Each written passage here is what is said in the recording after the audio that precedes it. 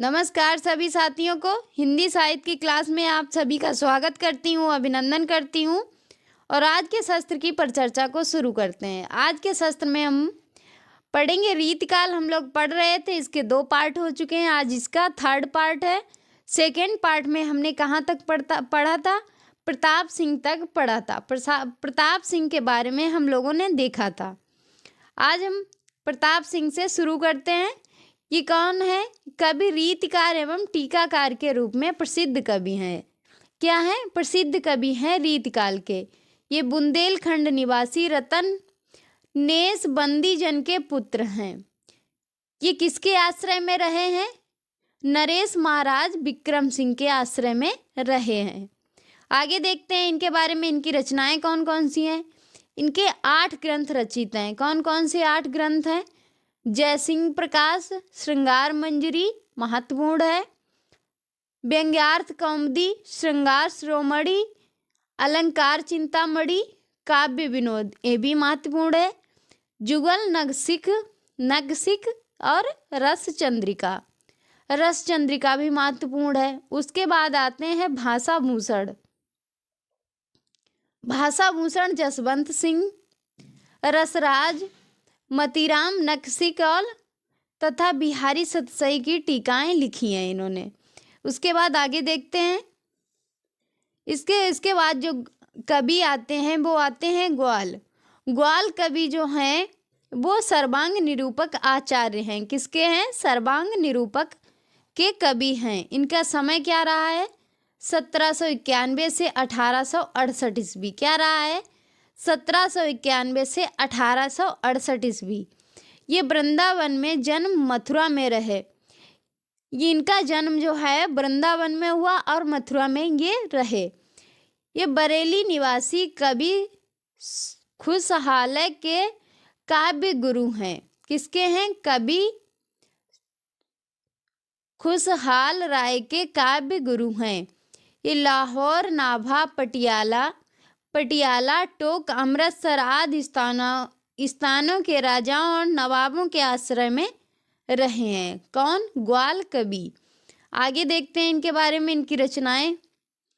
इनके जो ग्रंथ हैं 16 ग्रंथ हैं।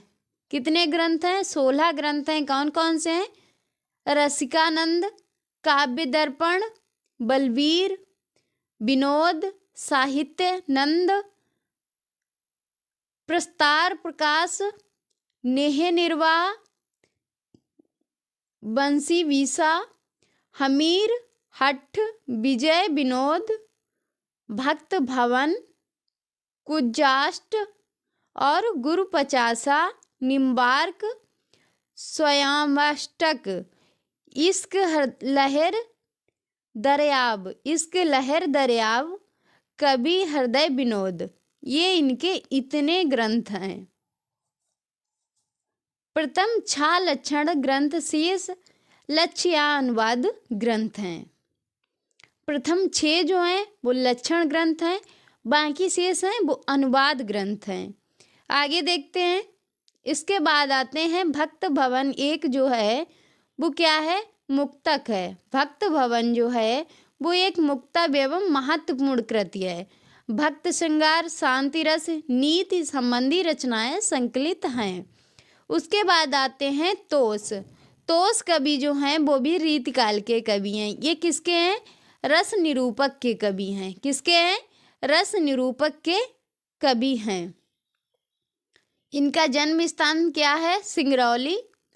सिंगरौली में इनका जन्म हुआ। सिंगरौली कहाँ है? इलाहाबाद के निकट।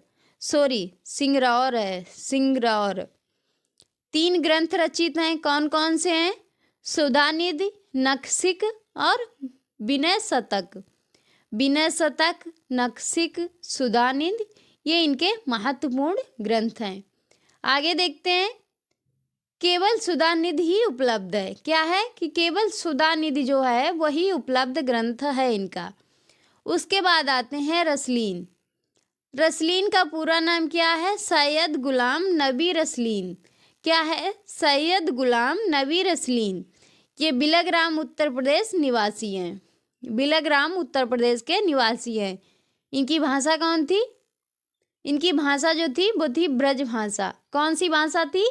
ब्रज भाषा। इनके कवित्व जो थे वो क्या थे? सवैया एवं लोकगीत रचित थे। किससे रचित थे? सवैया एवं लोकगीत से रचित थे। इनके ग्रंथ जो थे वो कौन कौन से थे? रस, प्रबोध और अंगद दर्पण। अंग दर्पण, रस प्रबोध और अंग दर्पण 2 रीति ग्रंथ हैं। क्या हैं ये? रीति ग्रंथ हैं। किसके हैं? रसलीन। रसलीन का पूरा नाम सैयद गुलाम नबी। आगे देखते हैं। उसके बाद रस प्रबोध जो है और रस विवेचन से तथा अंग दर्पण नख सिख वर्ण से संबंधित है। इनकी कतिमय कृतियां जो हैं फारसी में रचित हैं। किस में रचित हैं? फारसी भाषा में रचित हैं। उसके बाद आ जाते हैं पद्माकर। पद्माकर जो हैं वो अलंकार निरूपक कवि हैं। क्या हैं? अलंकार निरूपक कवि हैं। इनका जन्म पद्माकर का 1753 ईस्वी में कहाँ हुआ था? सागर, मध्य प्रदेश में।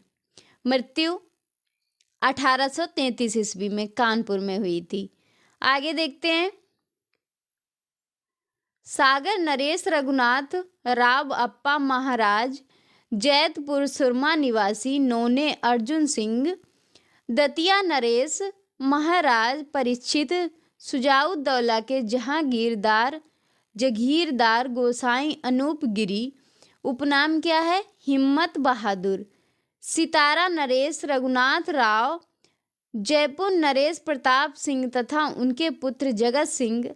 उदयपुर नरेश महाराज भीम सिंह। ग्वालियर नरेश और दौलत राव सिंधिया के आश्रय में ये रहे। कौन? पद्माकर।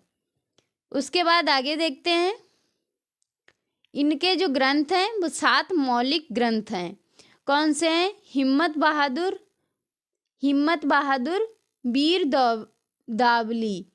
बीरू दावली, पद्माभरण, जगत विनोद, प्रबोध पचासा, गंगा लहरी, प्रताप सिंह बिरुदा, ये हो गया है कली पचीसी। क्या है? कली पचीसी।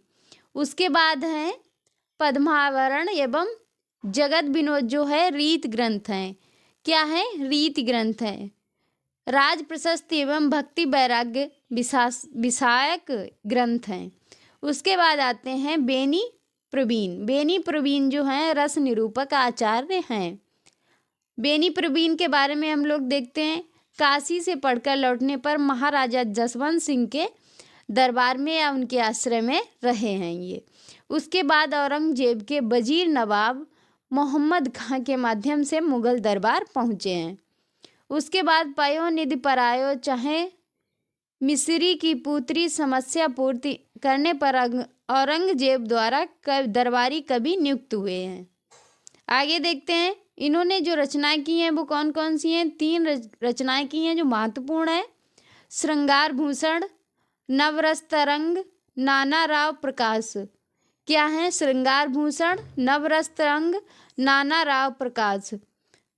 वर्तमान में नवरस तरंग ही उपलब्ध है, बाकी कोई नहीं है। उसके बाद आते हैं मतीराम रस, छंद एवं अलंकार तीनों से निरूपक कवि हैं।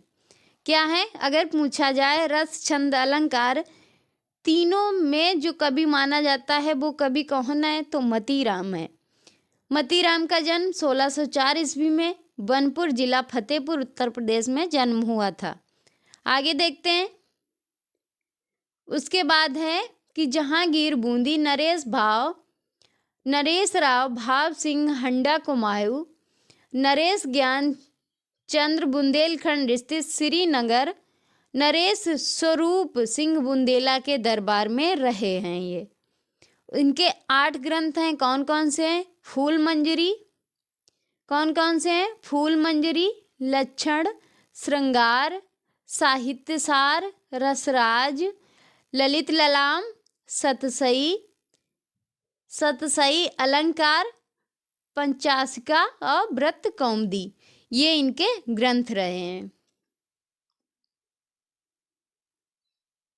उसके बाद जो है वो है लक्षण, श्रृंगार और साहित्य सार वर्तमान में अनुपलब्ध हैं। क्या है? अनुपलब्ध हैं।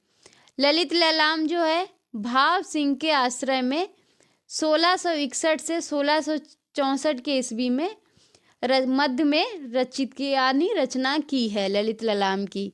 उसके बाद रसराज की 1633 से 34 ईस्वी के मध्य ग्रंथ उन्होंने किसी राजा के आश्रय में नहीं लिखा। तो आज की क्लास को यहीं पे समाप्त करते हैं। आज के शास्त्र को नेक्स्ट पार्ट में अगला देखेंगे। तो आज के लिए यहीं तक।